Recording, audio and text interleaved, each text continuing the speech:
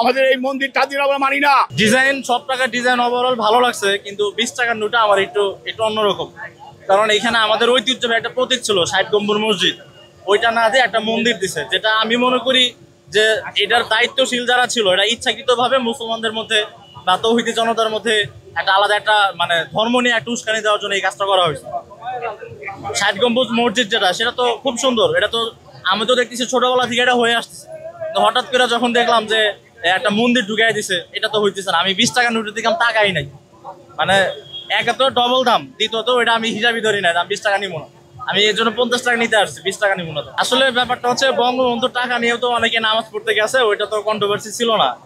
কিন্তু ব্যাপারটা হচ্ছে মন্দির, এইখানে আমাদের একটা ধর্মীয় একটা অনুভূতির ব্যাপার আছে, যেটা হচ্ছে যে আমাদের 60 গম্বুজ মসজিদ ছিল, ওইটা থেকে যখন মন্দিরে কনভার্ট করছে, এটা জেনারেলি ভাবে যে কোনো মানুষ এটা অন্যরকম প্রতিক্রিয়া জানাচ্ছে। আর কেউ তো টাকা সামনে রেখে কেউ নামাজ পড়ে না। তবে আমি চাইবো যে এটা যদি সংশোধন করা যায় তাহলে এটা বেটার, সকলের জন্য বেটার। আমরা মুসলমান, আমরা হুজুর পাক সাল্লাল্লাহু আলাইহি সাল্লামের উম্মত, আল্লাহর বান্দা রাসূলের উম্মত। আমরা আল্লাহকে বিশ্বাস করি, আল্লাহকে হাজির নাজির হুজুর পাক সাল্লাল্লাহু আলাইহি সাল্লামের আকীদা মুতাবিক চলাফেরা করি। কিন্তু আমাদের মুসলমান, আমাদের এই মন্দিরটা দিন আমরা মানি না। আমাদের থাকতে পারে কাবা শরীফ, আল্লাহর ঘর, আমরা এই ছেলে দুই আর যেতে না।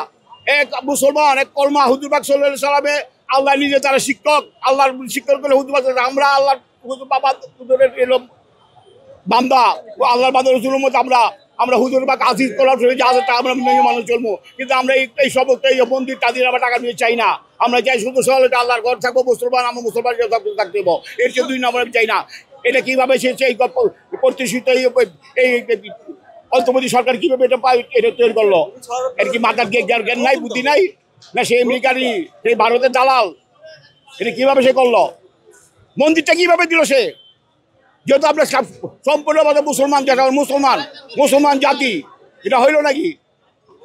এটার প্রতি আমরা ঘৃণা জ্বালাই, ধিক্কার জ্বালাই তাদের এটা ঠিক করে সে। ডিজাইনের ব্যাপারে তো কিছু মতানৈক্য তৈরি হয়েছে, তবে আমি বলতে চাই যে তো দুইটা দিক দিয়ে বাংলাদেশে ইস্যু আছে।